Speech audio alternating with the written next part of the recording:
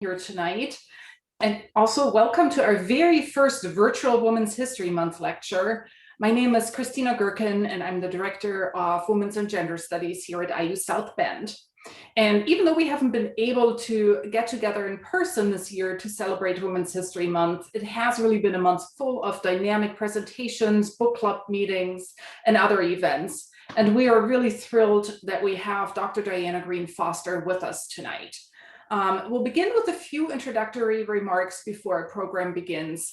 And it's my pleasure right now to turn over the virtual mic to Dr. Brenda Phillips, the Dean of Liberal Arts and Sciences. Good evening, everyone, and welcome. Women's History Month actually began as a week in 1981, established through Public Law 97-88. The month began in 1988 as Public Law 100-9. Additional resolutions since then have required a presidential proclamation be made. And I wanted to read a few sentences from this year's presidential proclamation by President Joe Biden. Our history is replete with examples of the unfailing bravery and grit of women in America, particularly in times of crisis and emergency. Far too often, their heroic efforts and their stories have gone untold, especially the millions of Black women, immigrant women, and others from diverse communities who have strengthened America across every generation. In our current moment of crisis, COVID-19, women continue to lead, working around the clock to defeat COVID-19. Women, and particularly women of color, also make up the majority of America's essential workers, educators, childcare providers, grocery store workers, farm workers, and others, who are keeping our families, our communities, and our country afloat. And of course, let's remember the inauguration of America's first woman vice president, Kamala Harris. During Women's History Month, let us honor the accomplished and visionary women who have helped build our country, including those whose contributions have not been adequately recognized and celebrated. So welcome to our Women's History Month event at Indiana University South Bend, courtesy of the Women and Gender Studies program. Thank you so much, Dr. Phillips. And very briefly, let me just give a shout out to all of our sponsors who made this event possible tonight. And we would like to offer a heartfelt thank you to the College of Liberal Arts and Sciences, and especially to Dean Phillips, as well as to the School of Social Work for their generous support. Other campus co-sponsors include the Departments of English, Psychology, Philosophy, Sociology and Anthropology, Political Science, and Criminal Justice, and the programs in Sustainability, General Studies, the Master of Liberal Studies program, and of course, Women's and Gender Studies. A special thank you also goes out to the Civil Rights Heritage Center. I also want to recognize the work of Dr. April Ludinsky and Dr. Stacy Merkin for organizing a virtual book club in preparation for tonight's lecture. We had two lively discussions of Dr. Foster's book, The Turnaway Study, 10 Years, 1,000 Women, and the Consequences of Having or Being Denied an Abortion. Thank you also to Dr. Ludinsky and Dr. Merkin for moderating our discussion later tonight. Before I introduce our wonderful speaker today, I just wanted to take a brief minute here for some housekeeping items. We will be recording this lecture, and if anybody would like the link afterwards, just send me an email. With the webinar format, we won't be able to have people in the audience turn on their cameras or their microphones. However, we would like to invite all of you to post comments and questions into the Q&A function at the bottom of the screen. And we will leave some time afterwards for Q&A, and we will have our moderators then ask the questions that you put into the chat. So please feel free to post throughout the talk as you think of questions. We will make sure that we ask as many of them as possible after the lecture. And now it is my distinct honor to introduce this year's Women's History Month speaker, Dr. Diana Greene Foster. Dr. Foster is coming to us virtually, of course, from the University of California in San Francisco, where she is a professor in the Department of Obstetrics, Gynecology, and Reproductive Sciences, and the Director of Research for Advancing New Standards in Reproductive Health. Dr. Foster is a demographer and a quantitative researcher by training, but as all of you who've read the book already know, she has also branched out into qualitative methods. She's the principal investigator of the Turnaway study, a much needed large scale investigation of nearly 1,000 women who sought abortions at one of 30 abortion clinics in the United States. Study participants included women who received a wanted abortion, as well as women who were turned away because they were past the clinic's gestational limit. All participants were interviewed 1 week after seeking an abortion and then once every 6 months. Taken together, this study is based on over 8,000 interviews. The analysis of the data not only resulted in over 50 scholarly articles, but Dr. Foster also presented her findings in the aforementioned book, the Turnaway study. And for those of you who haven't seen it yet and read it yet, I would very highly recommend it. The book brings together the scientific data as well as the personal life stories of women from diverse backgrounds. And it really is a beautifully written and truly eye-opening book. But don't just take my word for it. As Gloria Steinem said in her endorsement of the Turnaway study, quote, "If you read only one book about democracy, the Turnaway study should be it. Why? Because without the power to make decisions about our own bodies, there is no democracy." So without further ado, please join me in welcoming Dr. Diana Greene Foster. Thank you so much, Professor Gherkin. This is a total honor to be here to celebrate Women's History Month. I had the pleasure of participating in a discussion group earlier this month, and I was really impressed with both the activism and the scholarship coming out of South Bend and the participation of many people from different universities, and I'm really sorry that I can't be there in person. I'm here to talk about the consequences of receiving or being denied a wanted abortion. And this topic was sparked by the question, does abortion hurt women? And abortion hurts women has been a political slogan. It's on signs across the San Francisco Bay Bridge, on big billboards when the Right to Life March was happening. And it's an idea that's not just a political slogan, but has made it all the way up to the Supreme Court, so that in 2007, the year we were starting this study, Justice Anthony Kennedy made the decision, wrote the majority decision in a case to outlaw one type of procedure. And his justification was that although there weren't reliable data, he thought people would be depressed if they had abortions. And what was certainly true about his statement in 2007 is that there weren't reliable data. So it was our goal to fix that. And then one other thing, which is that it's one thing to restrict access to abortion because it hurts women, but then you have to know, does restricting access to abortion hurt women?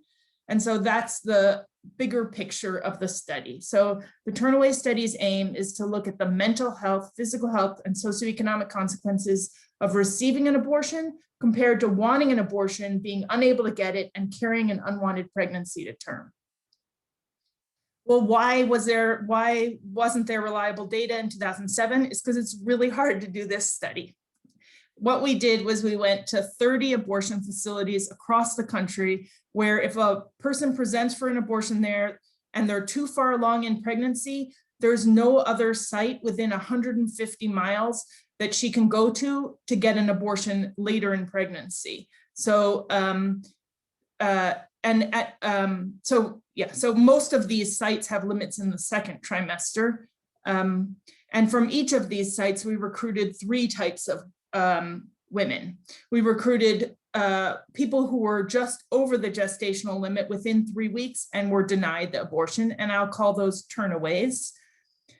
We recruited people just under the gestational limit who did receive the procedure. And because most of those sites had limits in the second trimester, but 90% of people who get abortions in the United States are actually in the first trimester, well, we wanted to know, was the experience of people who showed up late for an abortion, was their experience different than people who got an earlier abortion?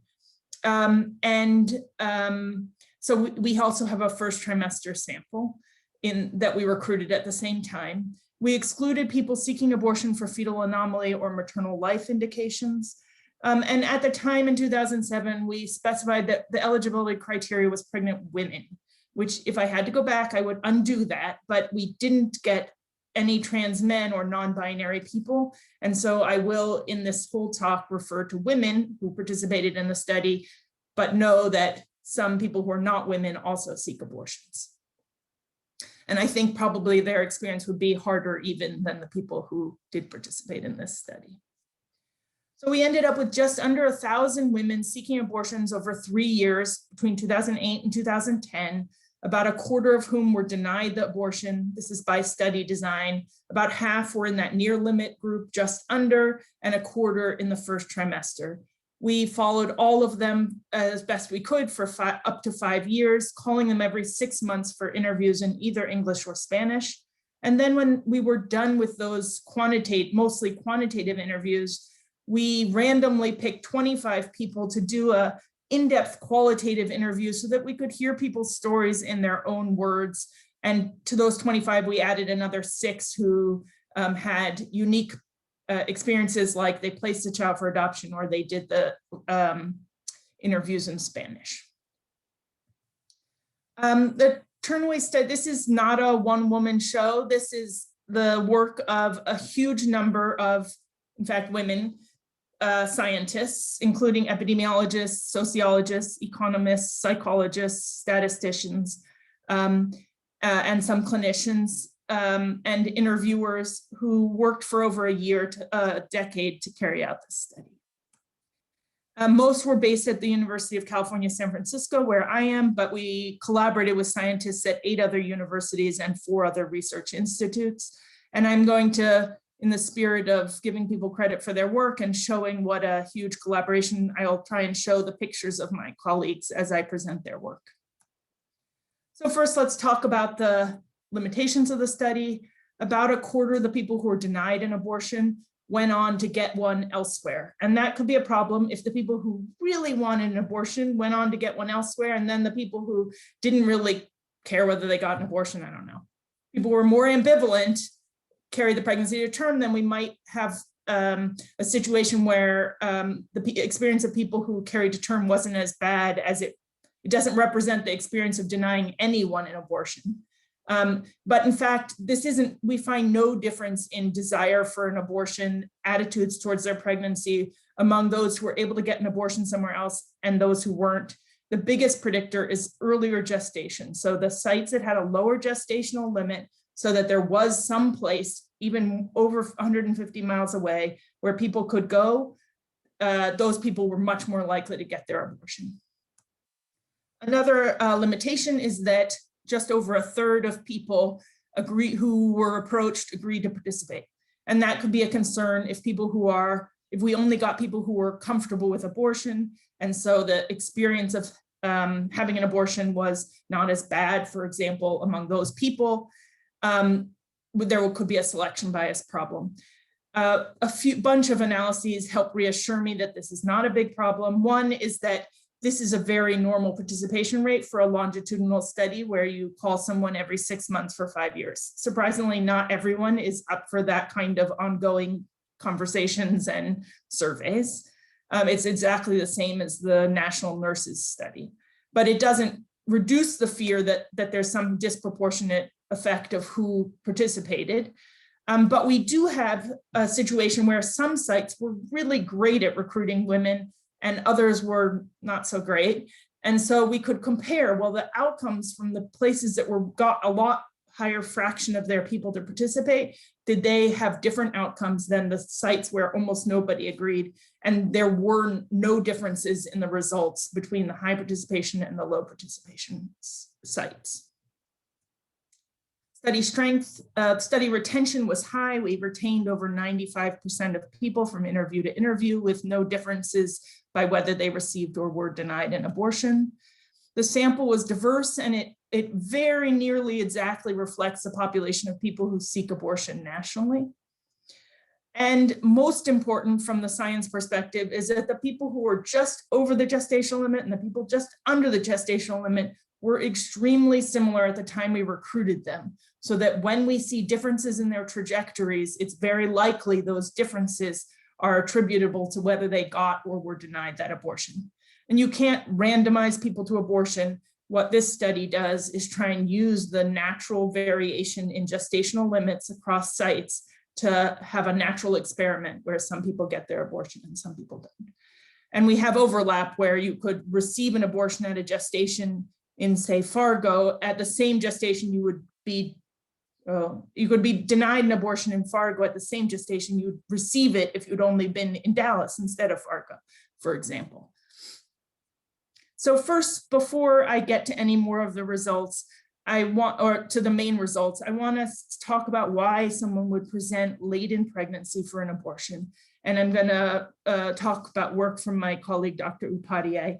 I promise I'm not going to keep sticking my picture up. So why do people present late for an abortion? Nationally, most people don't. Over 90% of people who have abortions do so in the first trimester.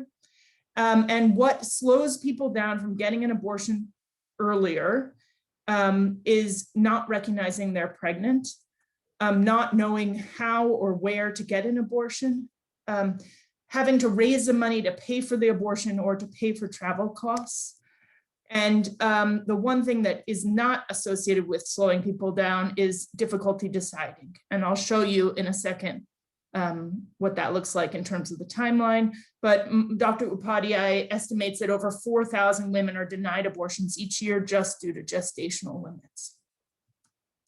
Here's the time to achieving various steps towards getting an abortion. On the farthest left, I don't know if your colors are the same as my colors, but the blue on the farthest left is the time it takes from your last menstrual period to the earliest your pregnancy could be detected, and in between there is conception. So the second vertical line is the earliest pregnancy could be detected. And you can see on the bottom row, these are people who managed to get an abortion in the first trimester. And the next color, red, is the time to discover that you're pregnant. So if you're going to get a first trimester abortion, you have to discover your pregnancy very early in order to achieve all the rest of the steps in time to still be in the first trimester when you get your abortion. The purple is the time to make a decision. And you can see that that red one, time to discover pregnancy, varies tremendously between people who get a later abortion, by which I mean beyond 20 weeks or beyond. Compared to the first trimester, there's a huge difference. There's not a huge difference in that second bar, which is the time to decide to have an abortion. That actually statistically doesn't vary between the first trimester, early second trimester, and the later abortion. But once you're later in discovering you're pregnant, all the logistical barriers to find a clinic, to get to a clinic, to raise the money, that's that last bar, and that also varies significantly. So being late to discover you're pregnant means you have to travel farther, raise more money, and all of those logistic burdens then snowball. So what's associated with late discovery of pregnancy, which is what starts this snowball rolling? We did a separate analysis, which is like our last paper to come out of Turnaway, will be this paper. I think we set it aside and didn't realize that it was so important until now all these gestational bans are all over the place. But what's associated with late discovery of pregnancy is people who report that they didn't have pregnancy symptoms or who have symptoms in common with pregnancy. So that could be chronic health conditions, for example. Statistically, if you used a hormonal method of contraception in the month you became pregnant, you're less likely to discover you're pregnant. That's because you thought you weren't at risk of pregnancy. And so you don't realize that you are pregnant. Also, some people who continuously use hormonal methods aren't having periods, so they miss that chance at the sign that they're pregnant. And then the final factor is never having previously been pregnant or given birth before is associated with slower recognition of pregnancy. Things that people might think would be associated with late discovery, obesity, lack of education, poverty, some kind of racial ethnic difference, and these are not significantly associated with late discovery of pregnancy. So let's turn to the main results of the Turnaway study. what are the mental health consequences of receiving or being denied an abortion? Much of this work was led by my colleague, Dr. Antonia Biggs, a social psychologist. And these are three of my favorite papers from her. One is in JAMA. The second one about post-traumatic stress, kind of delves into what is really happening in people's lives that can cause PTS symptoms. So I'm going to do the briefest overview of her results, but if you're interested in mental health consequences, I really encourage you to look up those papers. Women who were denied an abortion had worse mental health in the short run than women who received an abortion. So there is no abortion hurts women. In fact, in the short run, lack of abortion hurts women in terms of higher anxiety, lower self-esteem. But over time, and not a long time, the two groups converge. And that you could think, well, that's because both groups are doing so terribly, they're the same. One group just had an abortion, the other group just had a birth that they weren't planning. And that is not true. In fact, for all the outcomes we studied, people's mental health improved over time. So people are not experiencing increases in mental health problems over time. We find no differences between the two groups in depression, suicidal ideation, post-traumatic stress, or life satisfaction. So what we learn from these mental health outcomes is that denying a woman an abortion is more harmful than allowing her to get a procedure, and policies that mandate that women be counseled on the negative mental health harms of abortion are not based in evidence. So one thing is, does it cause pathology of mental health? Does abortion cause depression or anxiety? And the answer is that we did not find that it does. But that doesn't mean that people don't have an emotional reaction. You can still feel bad or feel happy. And so we wanted to know, what are the emotional responses to having an abortion?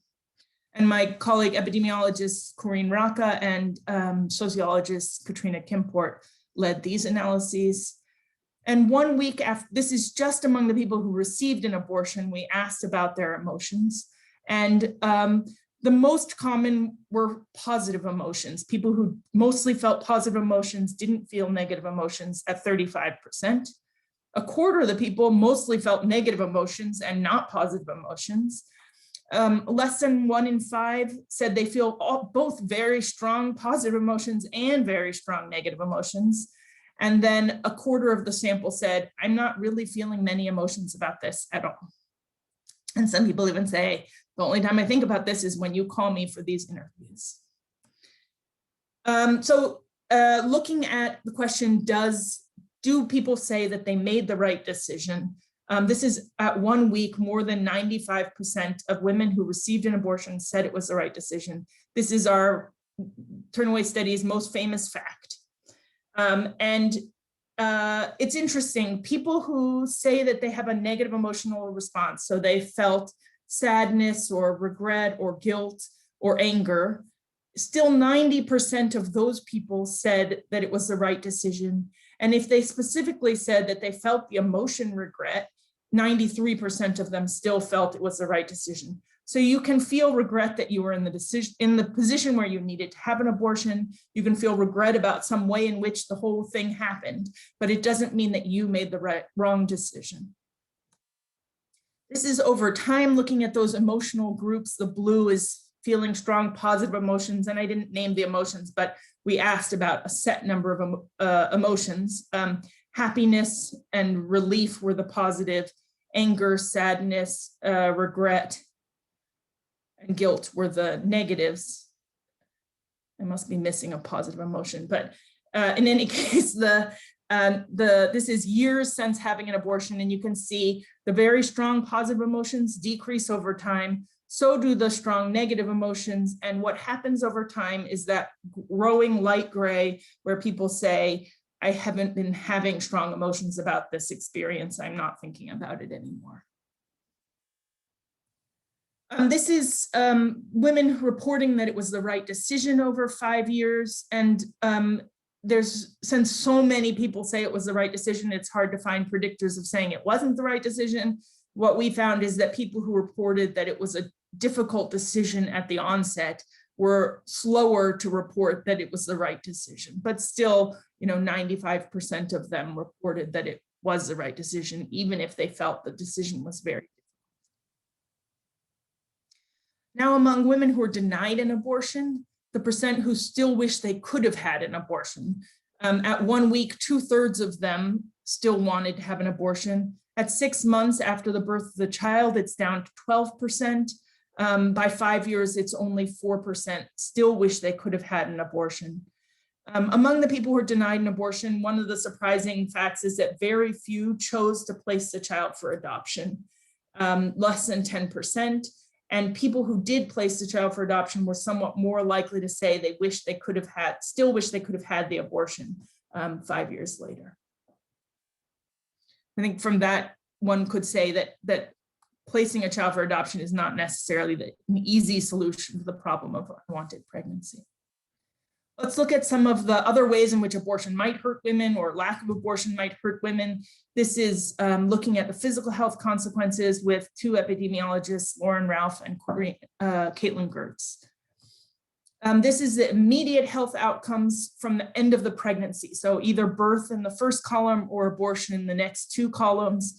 And you can see that birth is associated with many more days of limited physical activity, 10 versus 3, 10 for the birth versus 3 for the abortion. Similar rates of reporting of side effects and health complications, but the severity of those complications were much greater if the person carried the pregnancy to term and gave birth than if she received an abortion. We asked people at baseline, how did you rate your physical health? How would you rate your physical health just before you became pregnant and now? And here's the data on self-reported fair or poor health. And this is this question about self-reported health is actually highly predictive of morbidity and mortality. So it is an important indicator. And the blue is people who gave birth. No difference between people who had first trimester or second trimester abortions, but people who gave birth are more likely to report that they had fair or poor health over the 5 years.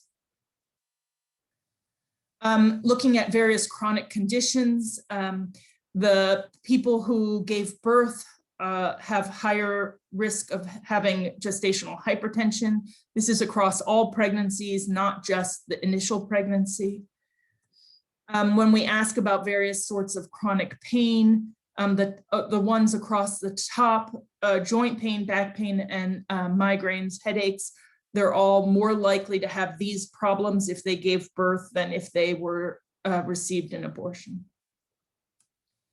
When we were done with the study, the quantitative interviews, we looked for death records to see if we had lost anyone because they had died. And we found 8 deaths among people who were in the study, none in the first trimester group, but 4 among the people who'd given birth, and 4 among people who received a second trimester. And the saddest findings of the whole study is that 2 people denied an abortion, gave birth, and died within days of birth from maternal pregnancy-related causes. This is a shocking level of maternal mortality that we found. And really, it's nothing that we would have expected given the rates of maternal mortality generally, but it demonstrates that carrying a pregnancy to term, it's the starkest showing that carrying a pregnancy to term and giving birth is associated with many more health risks than having an abortion. So to sum up the physical health findings, women who are denied an abortion were more likely to experience gestational hypertension, joint pain, headaches and migraines, and report fair or poor health. No differences in outcomes between first trimester and second trimester abortions, and the deaths due to maternal causes were astronomically high, about 1% compared to less than 2 in 10,000 nationally. So I'm going to turn to some of the socioeconomic consequences. I led the analyses of the Turnaway study data, and an economist at the University of Michigan who, when my paper on the self-reported economic consequences came out, contacted me and Sarah Miller and said, why don't you link your data to credit reports and get a different measure of economic well-being. And so I'll show you both sets of results. This is the chance that the woman falls below the federal poverty level. There's no difference at 1 week, but there's a difference that lasts up to 4 years, where women who are denied an abortion are more likely to be poor than women who receive an abortion. They're more likely, women who are denied an abortion are more likely to report subjective poverty, so not having enough money to meet basic living needs for food, housing, and transportation. On all of our outcomes, we find that women who are denied abortions have socioeconomic outcomes. We find that women who are denied abortions face more hardships than women who receive an abortion. We find higher use of public assistance, but it's just not enough to balance out the loss of full-time employment.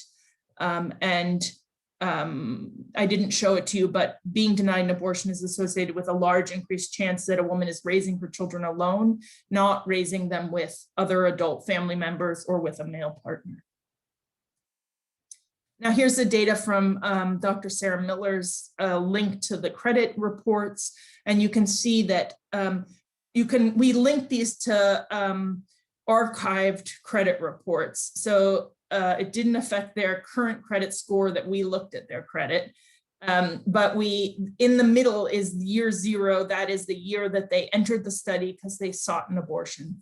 The 3 years prior to that, they hadn't even become pregnant yet. You can see the people who were in the Turnaway group versus near limit were the same for 3 years leading up to the pregnancy. At the point of that one gives birth and the other one has an abortion, there's a gap that opens up in credit scores, in records of bankruptcies, tax liens, evictions, and delinquent credit card debt, and that gap does not close for the 5 years that had progressed where we were able to follow them. So this is like an objective measure of economic hardship that I think adds to the women's self-reported measures. So I'm going to turn to 2 sets of results about what happens to children. So what happens to people's existing children, the children they already have at the time they sought an abortion. You may know that the majority of people in the United States who have abortions are already mothers. It's about 60%. And of people who are mothers, it's common to say that their reason for wanting to end this pregnancy is to take care of the children that they already have. And what we find is that there are measurable differences in the well-being of children based on whether their mom received the abortion or were denied. This includes the chance that the child is being raised in poverty, a difference of 72% if their mom was denied an abortion compared to 55% if their mom received it, and the subjective poverty, 87% if their mom was denied an abortion versus 70% if their mom received it. We also asked about child development using a scale called the PEDS-DM. This is maternal report of whether the child has achieved various developmental milestones, 6 developmental milestones. So these are things: expressive language, receptive language, fine motor, gross motor, self-help, and social emotional. And they're age-specific questions. So if your child is 2, the question is different than if your child is 6 months old on each of these scales. And you can see that the existing children of women who sought an abortion, the children do worse if their mom's denied an abortion than if their mom receives it. It's not significant on any one of these items, but overall, when the scale is taken together, the existing children have 4% lower scores across the 6 domains of child development. Sorry, I'm going to go back, just comment, I don't know exactly why this would be. Women say their reason for having an abortion is because they want to take care of their existing children. So it may be a matter of caregiving. And it can just be if the mom is overwhelmed, she's less able to report what the child is able to do. Now, another set of children, this one's a little complicated. Often people say their reason for abortion is that it's not the right time.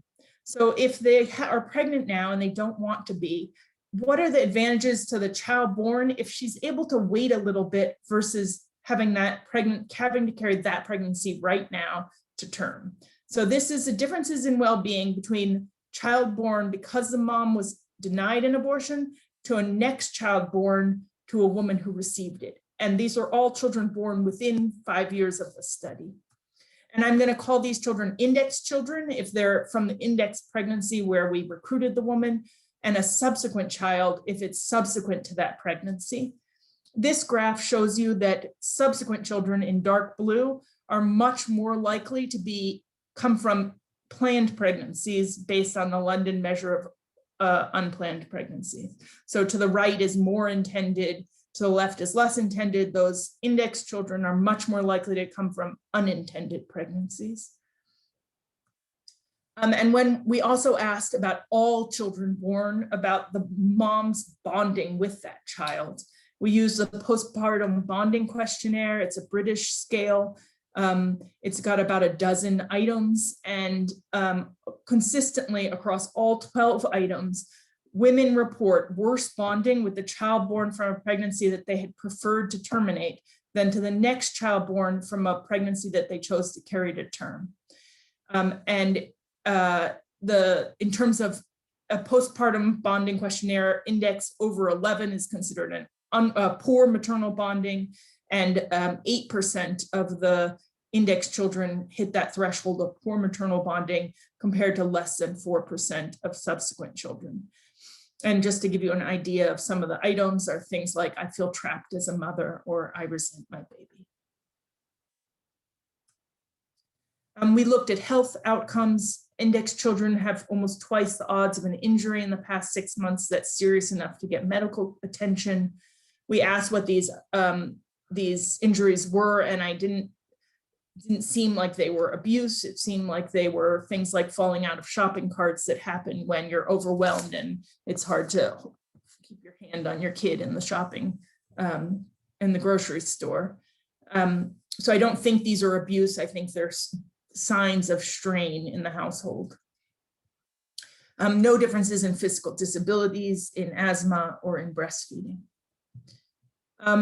But very large differences in economic outcomes. So if a woman has to carry an unwanted pregnancy to term versus have another pregnancy later that she chooses to carry to term, that index child, that first child, is more likely to be raised in a household that's where there isn't enough money to meet basic living needs, 5 times higher odds, less likely to be raised in a household with a male adult, and no difference in use of public assistance. So conclusions on all the children's results is that all the differences, maternal bonding, injuries, socioeconomics, are to the detriment of a child born from an unwanted pregnancy compared to a child born from a subsequent pregnancy. And the subsequent pregnancy isn't necessarily planned in advance, but the woman chose to have the child. And so I conclude that access to abortion enables women to have a child at a time when they have both the financial and emotional resources to raise a child. And just a few quotes from women in the study. An 18-year-old who was denied an abortion in California said, "I wish I had her when I was older, more stable, more financially set, just pretty much to where I knew who I was, because it was like raising her and trying to figure me out. But I was raising both of us, myself and her." And then remember that a leading reason for not recognizing pregnancy, I didn't mention it, is that you've just had a baby. So this woman had just had a baby when she found herself pregnant again. She sought that abortion and received it. And then within the study period, had another pregnancy. So she's explaining about having aborted the middle pregnancy. It probably would have been the worst thing for that child to come into this world because it never would have had the support it needed. I wasn't mentally stable for that child. I do have a 1-year-old now, and I'm able to support myself, support my kids, and know the timing is right. Financially now, it all makes sense, but to have 12 months apart without that abortion, there's just no way life would be where I am right now if I had kept that child. This is from a woman in North Dakota. So very briefly, just a few of the other outcomes that we looked at. Dr. Upadhyay again looked at the chance of having a subsequent intended pregnancy. The odds are higher, about 7.5%.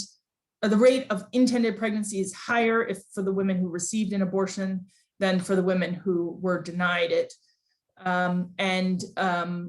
We also asked about intimate partner relationships. There's no difference in the relationship with the man involved in the pregnancy between the two groups, but we asked about all relationships starting at 2 years, because I didn't think to add that in. I only asked about the man involved in the pregnancy, and only later did we discover we weren't asking about other relationships. So when we finally added that question, we found that women who received an abortion were more likely to be in a relationship they considered very good compared to women who were denied an abortion. Other life outcomes, Dr. Upadhyay found there women who receive an abortion are more likely to both set and achieve aspirational plans in the coming year. Dr. McCarthy, a colleague from outside UCSF, found that women who receive an abortion are more likely to set aspirational plans for the next 5 years. My colleague, Dr. Ralph, showed no differences in graduation or dropping out of school, but women who received an abortion were more likely to get advanced degrees than women who were denied them. And then my colleague, Dr. Sarah Roberts, looked at relationships, and she showed that women who are denied the abortion, women who receive an abortion experience a dramatic decrease in physical violence from the man involved in the pregnancy. People who carry the pregnancy to term have no decrease. There's not an increase in violence, there's just continued exposure to the man involved in the pregnancy, and so ongoing violence. And it's about 1 in 20 women actually reported physical violence from the man involved in the pregnancy. And so my favorite quote from the whole study is a 24-year-old woman from New York who was denied the abortion. She's profiled in the book, her whole story. She's super smart and her life is very messy. And she says, it's very, very difficult to find a job when you're pregnant, to keep a job when you're pregnant, or find and maintain a job with a baby, especially if your partner doesn't want to help. So domestic violence skyrockets because you're financially dependent on your partner because you have to be home with the kid, where you're like, I can't be homeless with this kid. I need him for money. Pregnancy is an incredibly scary thing if you cannot trust the person you're with. And this woman actually did have bad problems with violence in her home and ended up relinquishing her child to her mother to raise. So concluding, the Turnaway study scientifically was able to demonstrate the effect of access to abortion on women's physical and mental health, the well-being of their families, and the trajectory of their lives.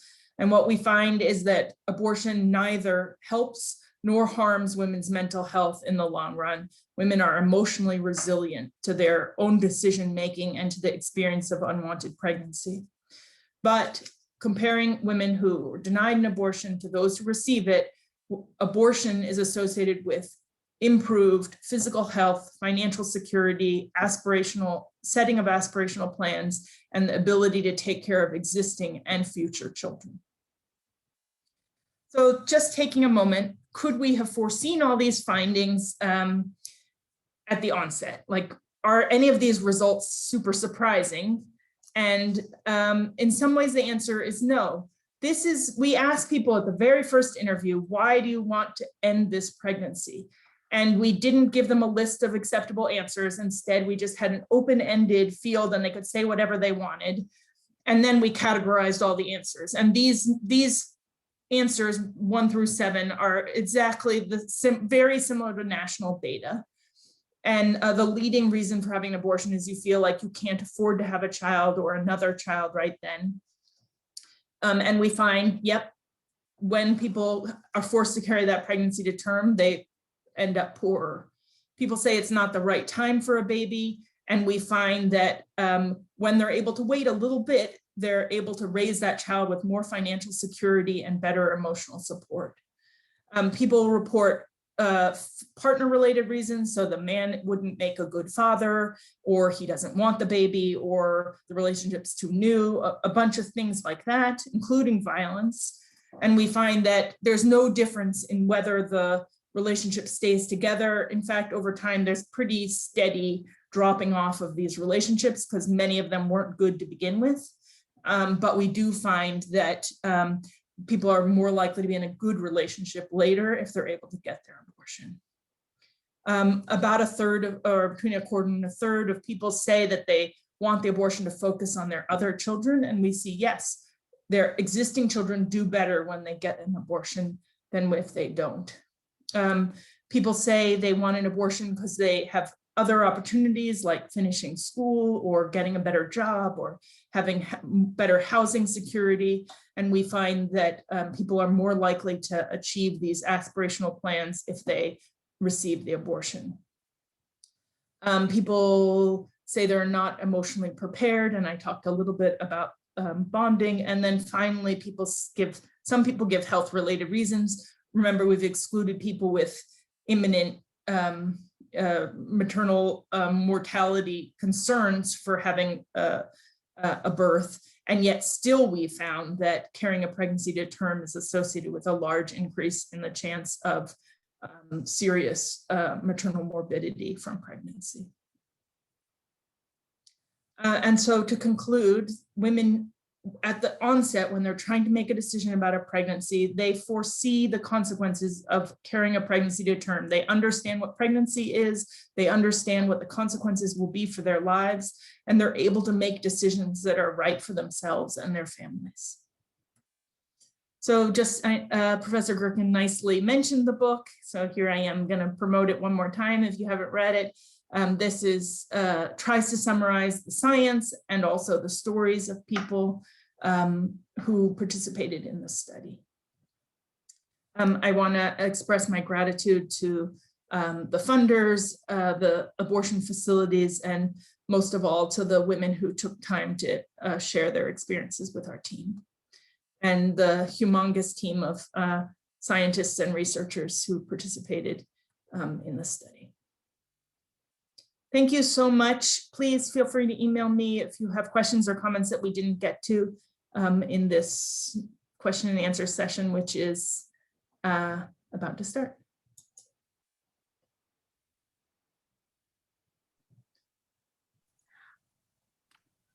Okay, so let's get started. And I do also agree, the book is fantastic. So I highly recommend reading this book as well. So the first question for you, Dr. Foster, is, do you think that women who abort an unwanted pregnancy, being told that they should feel guilty by others, affects their own beliefs? That is such a great question. And the problem with a study that produces 50 papers is that I'm not actually able to recall the details on all of them. So I wish I could tell you, I can point you to the exact paper, but not the exact numbers in the paper. But my colleague, Antonia Biggs, looked at mental health outcomes of people in the study, and people who reported that they were in an environment with a lot of abortion stigma. So being told that what they had done was wrong, were more likely to report some adverse mental health things over time. There weren't many predictors because not many people experience negative mental health things, but that abortion stigma is a predictor of having a bad outcome. And yet we all live in a society that has so much stigma. So it's not like anybody in the study just floated on a cloud and didn't realize that it was a controversial topic. So I think people are, and in spite of the fact that we live in this environment, which is highly stigmatizing, most people did great. So it's, I don't think it means that one is, because the environment is bad, people will necessarily have a bad time, but people who report a lot of stigma among people close to them were more likely to have a hard time. I appreciate that answer. I'm sure we all do. And your theme of resilience in those concluding slides is quite moving. So the next question, which I have the honor of reading, is this data being presented to state legislators, federal legislators, and courts who are contemplating laws regarding abortion?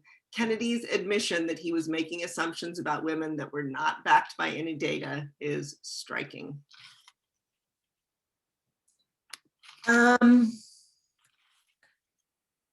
If you know a senator or congressman, please feel free to pass it on. I know that the publisher sent copies of the book to, I think, Democratic Congress people. I don't know. I don't know how much. I don't know for sure who has received this message. I do know that the evidence has been used in court cases, especially when people, especially in South America, where the conversation is absolutely still that having an abortion would cause mental health problems. These data have been particularly impactful. I don't think I think the abortion hurts women is not necessarily sincerely felt as the reason why abortion should be restricted. I think it's kind of a way to seem feminist while restricting access to abortion is to say that you care about the women. So I'm not sure that telling somebody who's opposed to abortion that abortion doesn't really hurt women would change their attitudes and make them want to work to make it more accessible. It does stop that, I hope that it stops that argument from being used to, for example, be placed in counseling materials where clinics have to tell women that abortion is linked to depression risk when it isn't scientifically linked to that. I do want it to change, so I don't know the extent that it's actually changing people's legislative decisions, but I do want it to change the conversation. So I think it's legitimate to be concerned about how people cope with having an abortion. But if you're going to legislate on that basis, there absolutely needs to be recognition that denying people the opportunity to end a pregnancy is associated with a slew of harms that actually would need to be addressed ethically if you really care about people's well-being, if you care about children's well-being and adults' well-being, that you can't just talk about restricting access. That's a great answer. And I think the ideological components are definitely there. And that's what's really causing a lot of those restrictions. The next question is, you mentioned 2 out of 200 maternal death rates, and that this was shockingly high. However, isn't this too small a mortality sample to really tell? Yes, given that fewer than 2 in 10,000 is the rate of deaths nationally from childbirth, we would never have expected to have any maternal deaths in this study. The study is not big enough to come up with estimates for maternal mortality rates from unwanted pregnancy. So yes, it's too small a sample. What it is it's not I'm not making a statistical claim about maternal mortality rates, although the results are completely consistent with the medical literature, which shows more severe complications from childbirth than from abortion.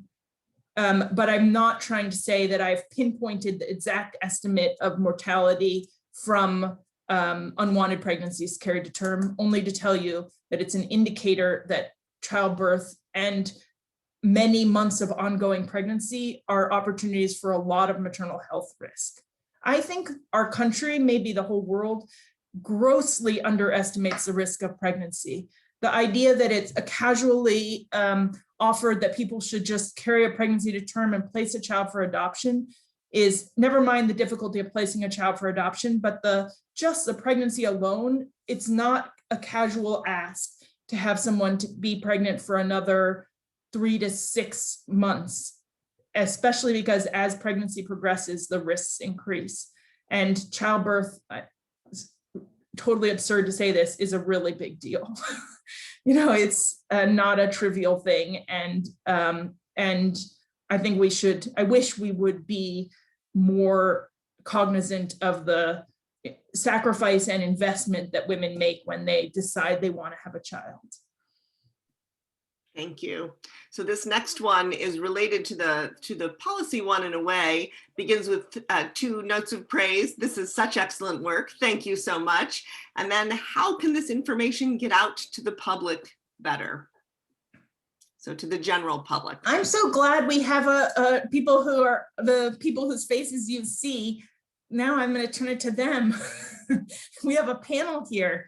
I don't know. It's not my thing. I'm a demographer. I would love to just ask questions and analyze data.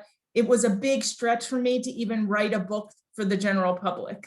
And I really don't actually have my finger on the pulse of how to to implement, how to disseminate science super widely and to change the conversation. So if anyone here, we have excellent experts here. If anyone has a comment or a suggestion, I would love the help. Well, I'll just say in the spirit of making sure we get to the rest of these questions, this is something we should all continue to talk about. And certainly this evening is a nice launch pad, and the website, the turnawaystudy.com, I think, has all of this information and is very easy to share and look at. So, so am I out of order, Stacy? You're good. I'm on the next one now. Okay, all right, thank you. The next question, Dr. Foster, is, and it kind of relates a little bit, but going in a different context, what comes next for studying abortion? Your book mentioned replicating this study in another country. So I'm wondering if they're inquiring about, are you going to potentially replicate this in another country? Yes, I'm in the midst of working with scientists in Nepal to do a Turnaway study in Nepal.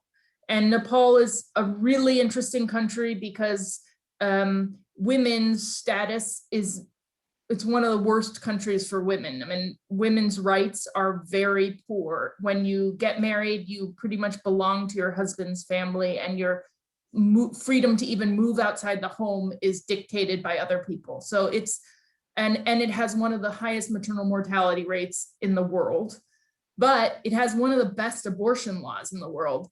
They had a situation with such high death rates from unsafe abortion that I think it was 2012, maybe, they changed their law to allow abortions up to 12 weeks, and then up to, for any reason, up to 18 weeks for various reasons, and free for people who go to a public hospital. So that is so much better access than we have in the United States. And so we'll be looking at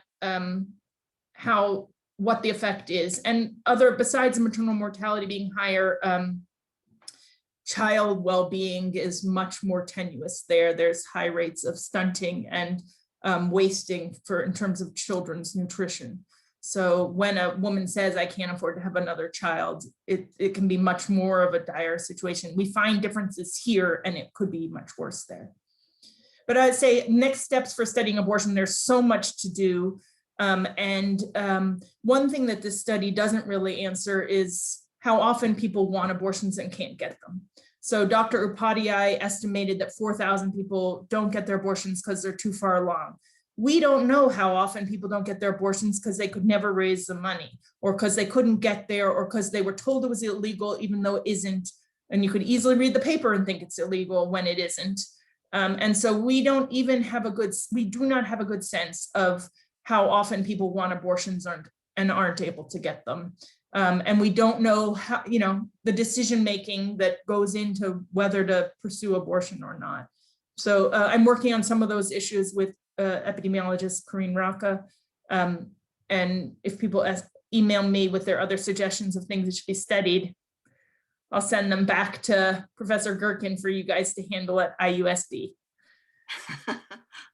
Homework. So this next question begins with a nice long note of praise. What a fabulous talk. So clear, so evidence-based, an outstanding example of what researchers can do when they ask important questions and collaborate to find answers.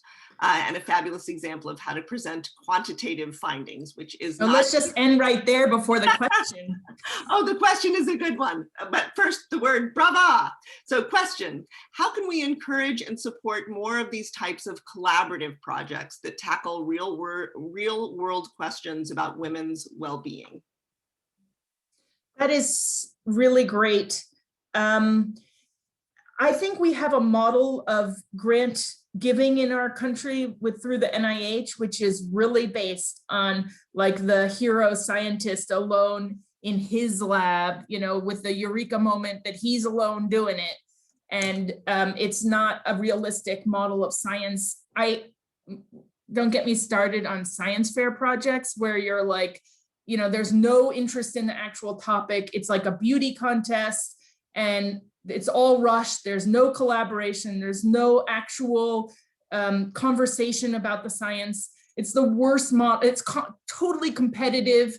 No wonder like girls are turned off of science. I hated science fairs, and my kids appropriately do too, because I got that into them. But our model of science as like led by one PI, and it's like interdisciplinary. If there's one other person who isn't the exact same discipline as the first person, it's just not a great model. And I mean, I really lucked out that I started this study in an up stock market year. So a private foundation like panicked at the end of the year that they needed to give away a certain chunk of money.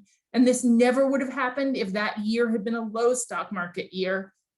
The very next one was the Great Recession. So I would have been this never would have happened. So it was just a fluke that there were the resources to let me have a lot of collaborators, and just too much data for one person to analyze. And I don't have expertise in all these topics. So it was required to go out and work with other people. I mean, our grant giving through NIH is too stingy, too, hierarchically based, doesn't encourage massive collaboration, and, has a situation where you have already been successful to ever be successful. So the barriers to entry are too great. So I don't have solutions, but I'm sure full of critiques. We're getting great questions here. This next question is, did any of the people you interviewed ever mention the effect of facing the protesters outside the clinic? Yes, they did, because we asked them. So it was one of the sets of questions, and the earliest paper that I led was, what is the impact of protesters on how people feel about their decision? So we asked them first, at the very first interview, which was 1 week after they got their abortion, did you see any protesters? If you saw them, did they try and talk to you? Did they try and, did you just hear them? Did you see them? Did they try and stop you from entering? So it was like a scale of how much interaction you had with a protester, from I didn't see any to, they tried to stop me. And what we found is that people found it upsetting. The more interaction with protesters, the more upset they were by the protesters. But if you look at those data about how much interaction they had with protesters by whether they feel like they made the right decision, there was no interaction. So the protesters are really annoying, but they don't change how people feel about their abortion. And I can send Professor Gerken a list of, or you can get it from turnawaystudy.com. You can see all the papers, and some of them there's just links to the paper, but if there ever isn't and you want the paper, you can email me. Thank you. So this next question is sort of has to do with the stories that we get told about abortion. And so this person asks or says, in an economics class I had in high school, my teacher brought up children of women who wanted an abortion and could not get one, ending up living in poverty, having emotional issues, leading them to become troublesome citizens. Do you think index children of women denied an abortion end up living, quote unquote, worse off lives? Wow. I wonder when that person was in high school. I mean, that wasn't my study. I don't know. I didn't follow the kids to adulthood. The one I can think of is an amazing guy named Henry David. He's passed away now, but like the nicest guy ever. Led a study in what is now the Czech Republic. In Prague, there was a hospital. If you wanted an abortion in the hospital, you had to go up in front of a committee. And if the committee denied you, then you had a baby. And if the committee accepted, then you could have the abortion.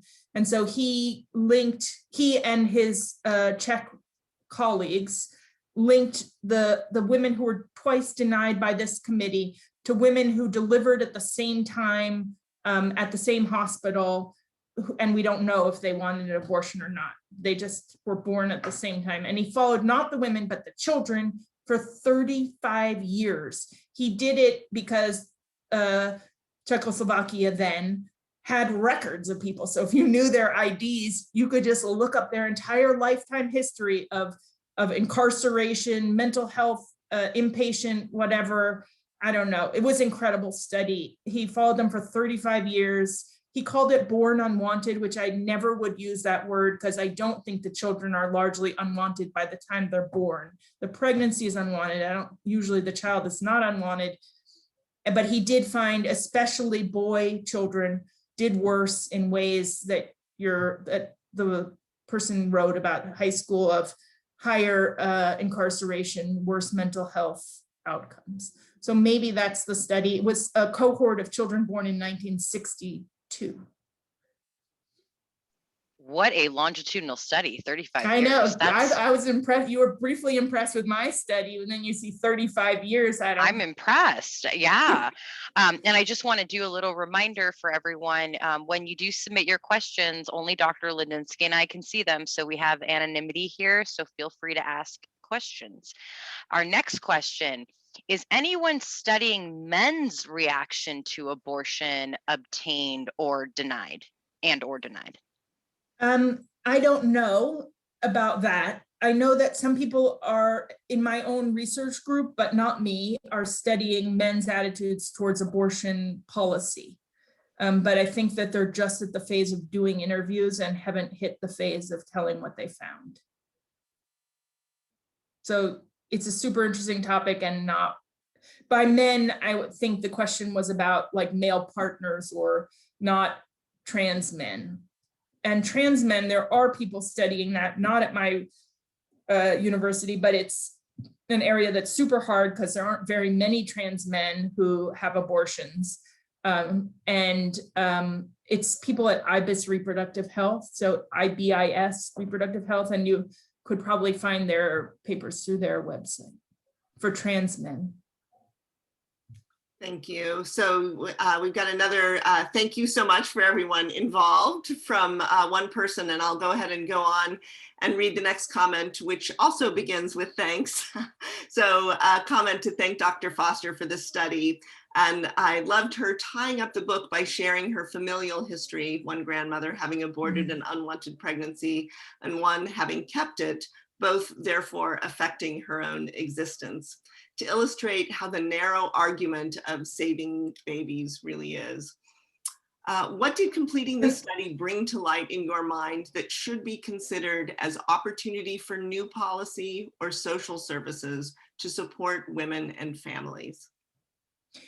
So just a correction. So one of my grandmas had an abortion during the Depression when abortion was illegal. She traveled to Puerto Rico to get one. The other one didn't keep the baby. She wasn't able to get an abortion. She didn't get an abortion, and she placed my mom for adoption, and we found her much later.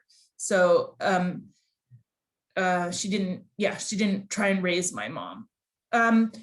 What is this call for policy is, I think, the obvious like demands that we should have way better maternity care, maternity leave, child care. We have states, and I don't know about Indiana, where if you're on welfare and you have another kid, your second kid doesn't necessarily, or your third kid, your next kid doesn't necessarily get public assistance. So that's kind of a revolting lack of empathy and support for a child. It's just, so all these laws that are kind of punish childbearing and fail to recognize the hardships about pregnancy and child rearing. We should be so much more generous of a country. And I think to some very small degree, it would reduce abortion rates, that if we had better child care, health care, supports, a very small, and I think it's like less than 5% of people might choose to carry an unwanted pregnancy to term. So if your goal is to reduce abortions, then you absolutely should be. There aren't many things you can do, I think, to try and tell a woman when she really doesn't want to be pregnant to carry a pregnancy to term. And there are some people, even though economic reasons were the leading reason people gave for wanting to have an abortion at 40%, it was only 4% of people, it was their only reason. So there should be much more support, not just because it's going to reduce abortion rates, because it will have a very small effect on abortion rates, but because the study shows how hard it is to raise kids and how inadequate public assistance is for low-income women who carry pregnancies to term. In relation to before I get to the next question, in relation to the question I just asked about the men, the person who asked the question said that they were meaning partners, and then analyzing men's reaction to policy escapes their own personal involvement with an unplanned pregnancy of their own doing. So I just wanted to specify that. Let me say one quickly. Katie Watson, who is a lawyer and bioethicist at Northwestern University, and she wrote a book called Scarlet A, the everyday something about abortion. But in it, she talks about, the very large, it's not just women seeking abortion, it's their partners and lives who are also affected. And so because I didn't interview men, but she has much more discussion of the impact on a broader group of people. Great. Thank you so much for that. So first is a comment. Thanks for an excellent talk, Dr. Foster. And then the question is there anything coming out of this project, the responses, results you got that really surprised you and was totally unexpected, and why? Okay, the most is the maternal deaths. I never would have predicted that we'd have any maternal deaths. So that was horrible and shocking and surprising. The other is, truthfully, I thought that if a woman wanted to have an abortion, she'd assess the circumstances of her lives and decided that she was going to do this highly stigmatized, expensive, inconvenient, unpleasant thing. She made that decision because it was right for her life. I wasn't surprised that the things that they worried about came true. I was surprised that when people were unable to get their wanted abortion, that they were pretty resilient emotionally and mental health wise. Resilience doesn't pay the bills, but people weren't suffering mental health wise in the long run. And I did think that was surprising. I thought there would be some mental health consequences, and we really didn't see it. We saw other life consequences that were stark, but it's not a mental health story. It's a economics and life aspiration story more than a mental health story. So the life aspirations part of the study is very moving. I think for people who haven't really thought about it in those terms, I think that's very persuasive data. So a question, can you share more about expanding this work to be inclusive of trans, non-binary, and other experiences of gender minorities and LGBTQ people? Should be done.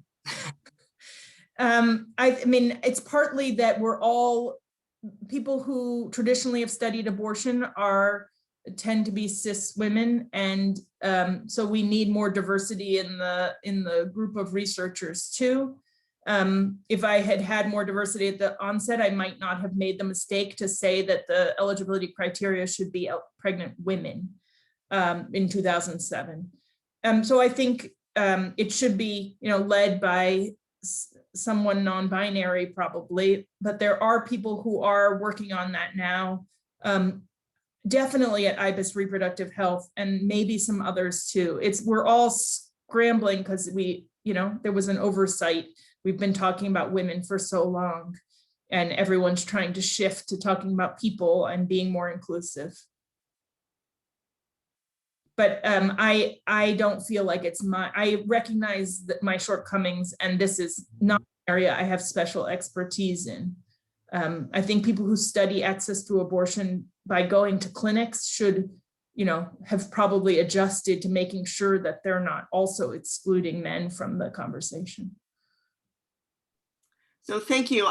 There's another question that's just come to me that I think might be of interest, since we have a medication abortion facility in our town. And so this person asks if you might talk a little bit about the kind of rising movement of home delivery of medical abortion pills for home delivery or to support abortion providers, outside of clinics. So just making this more accessible. Yeah, this has been a huge shift from the pandemic. Is that before the pandemic hit, there were small studies to try and see, can we not mean me, can scientists, can clinicians mail right now, if you wanted a medication abortion, or before the pandemic, you would make an appointment, you'd have to go into a clinic just to be handed pills. And in some states, you'd have to, by law, have someone watch you take it, and then get to take the rest of it at home. But with the pandemic and trying to minimize clinic time, there's really no need. If there's no clinical intervention happening at the clinic, if there are no tests that need to be done, then there's no reason to make people go to a clinic to get the pills. So there were, before the pandemic, small studies experimenting with mail order. There were, long before the pandemic, there were telemedicine studies that in Iowa particularly, that where clinics, you'd have to go into a clinic, but the doctor didn't have to be there. They could do telemedicine, and in places with few doctors, that was a good thing. But now, there was a period, and this is not my expertise exactly, but there was a period where clinics were able to really minimize the clinic time and even go give people their pills in the parking lot. They didn't have to come in. And I think England shifted to not requiring any clinical visits. So there's now, in a year or so, when all the data from the pandemic period is done, it looks like it's absolutely as safe to do minimal clinical interactions to get those pills. And we know across Latin America, people have been getting pills on the black market or from pharmacies.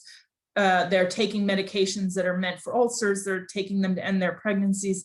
So it's not really a scientific question, because people already are doing it on such a large scale, taking pills without clinicians involved. But now with the pandemic, there was a period where we were doing it and able to capture data on it to demonstrate its safety. It makes sense that it would be safe, since there's nothing that's happening at the clinic that would make it safer. So I think it will be, for early abortions, it will be a revolution.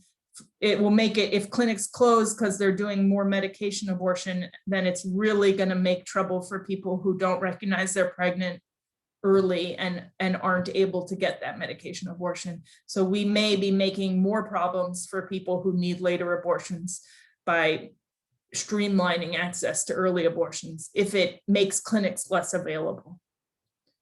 I don't know the big picture, but the vast majority of abortions happen earlier, but it may make it even more difficult for the later people. Thank you. So we have another question here. Recently, I have heard many self-claimed pro-lifers speak of physical risks of abortion for a woman that can happen even in the first trimester. But from the information provided, it seems that carrying a fetus to term ultimately poses more health risks for the mother. Would you say that is true? Yes, that is true. Do I have to say more? Yeah, it's a myth that abortion is more dangerous than birth. It's a myth, because we want to talk about the dangers of abortion because we want them to be safe and legal. And there was a period when abortion was illegal, when people tried to do all sorts of unsafe things. But medications are safe, and legal clinic abortions that are procedures are safe, and the risks of continuing to carry a pregnancy to term and delivering a child are much greater. And obviously, if you want a child, you should know about the physical risks and make a decision that that's what you want. Knowing all that I know about pregnancy, I would still choose to do it when I wanted a kid, which I have, but it needs to be acknowledged how risky that is. And it's serious, and we just take it for granted because it's natural, but it's actually a huge risk and much greater risk than abortion. Bad things can happen in all pregnancies, whether they end in abortion or birth. They're just more likely to happen if they go for longer and are carried to term and end in childbirth than if they end earlier. So we have a follow-up to just what you were saying here. What are some of the factors that can increase mortality when giving birth? That's a huge topic, and there are people who are good at that topic, and I wouldn't count myself among them. I'm not an obstetrician, I'm a demographer. Quality of medical care is huge, and the differences in treatment actually explain a large chunk of why African-American women have worse maternal mortality rates than white women do. So quality of maternity care and whether people get maternity care, that is huge. There are other, I just can't do the topic justice. People are trying to study, it's not well understood why some people have eclampsia and other people don't ever experience pre-eclampsia and eclampsia. It's very complicated, and it shows you how physiologically pregnancy changes one's entire body. It's not just like your uterus grows a little and the rest of your body hums along. In fact, your blood supply increases by 50%, your entire immune system, your joint system, your endocrine system, everything is changing. The immune system is big. If you're pregnant, you're more likely to die of an infection than if you weren't pregnant. The blood changes are huge because it's not well understood why some people have preeclampsia, but it's absolutely potentially lethal, and the risk increases with gestation. So, historically, maternal mortality has been in the news, especially revealing the large disparities in maternal mortality rates by race ethnicity that are indicate gross injustice. In fact, maternal mortality used to be astronomically higher than it is. So we have been on a path of reductions, and I hope we continue that path, but it's still more risky than ending a pregnancy earlier. All right, we have another question here. Can you talk about the efficacy of the so-called abortion reversal pill and what you know about that being studied? So there was a study out of UC Davis. This is not my area either, so everyone has to fact check later, but the medication abortion involves taking two medications, misoprostol and mifepristone. You take the mifepristone first, and anti-abortion advocates have claimed that if you don't take the misoprostol, you may be more likely to, do we have an OBGYN on the thing that is going to handle this for me? Because that would be lovely. I'll just do my best and pass it on. That sounds good.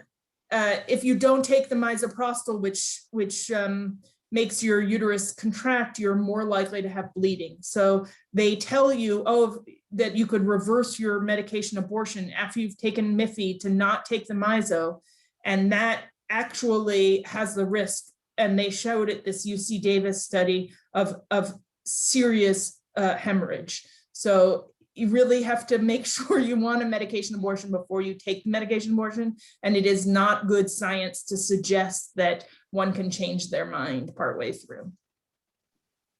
And we are in a town where we have billboards promoting this. So it is definitely a conversation in our community. Seems like gross medical malfeasance to suggest that when it hasn't been studied. Well put. So we've got maybe we have two more questions here that maybe we could answer fairly quickly. One is, or ask fairly quickly. One is a question about the stories that we tell. Is underestimating maternal risks of carrying a fetus to term a common attitude throughout the world, or is it an attitude that seems to be more common in the US? I don't know. That's a really great question. And it's also possible that people don't underestimate the risks to women. They just don't care that women suffer. That's also possible, is that yes, pregnancy is hard, but we're somehow supposed to do it without complaining. That's also possible. And the only thing that's changed is that now we think that women shouldn't necessarily die in their prime. I don't know. That's a really good question. And the last question we have is, the pain of the women denied abortion and who gave up their child for adoption was a moving part of your book. What would you want to tell to someone who would argue that instead of abortion, women should give up their children for adoption? So first, I would say that the experience of women in my study who placed for adoption, this adoption was not their first choice. There are some people who become pregnant and instantly know what they want to do as an adoption, and those people might not have as hard a time as the people in my study. So I don't think that what we learned says adoption is hard for everyone. What I would say is, if you wanted to have an abortion and instead you had to do adoption, that's hard. People should be able to make their own decision about what to do with their pregnancy, whether that's adoption or abortion. But when they've chosen one, they've probably chosen it because it's best for themselves. It's best for their own life. So, I mean, I wouldn't tell anyone who was pregnant and didn't want to be which one to do, because I don't know their preferences and their circumstances. But if they feel strongly that they know, then they're probably right.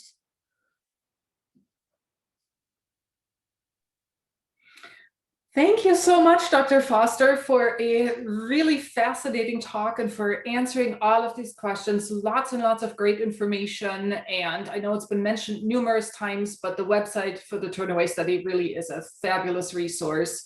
I would also highly recommend looking at it if anybody has more follow-up questions or would like to take a look at some of the other scholarly papers that came out of the study. So once again, thank you all for being here tonight, and we really hope that we will see all of you in person next year for Women's History Month. And thanks again, Dr. Foster, and have a wonderful night, everybody. Thank you.